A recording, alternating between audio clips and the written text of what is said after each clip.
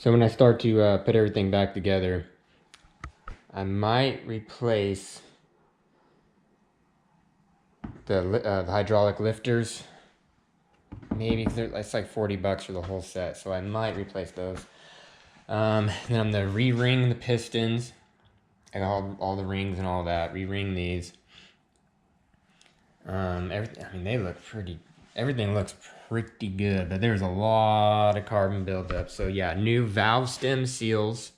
So I'll take all the valves out, which I got a few of them over there. Clean everything up, put them back together.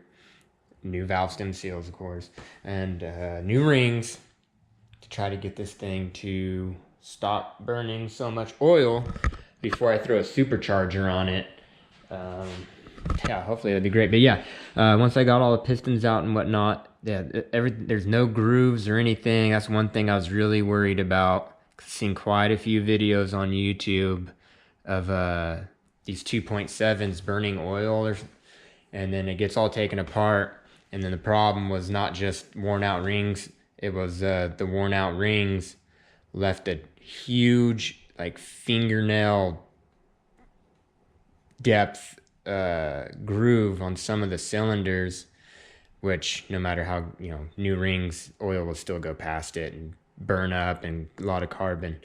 But these feel fantastic. There's no groove at all anywhere, so that's good. And yeah, keep tearing this apart, clean everything up, hopefully start putting it back together here in the next few days. All right, till next time.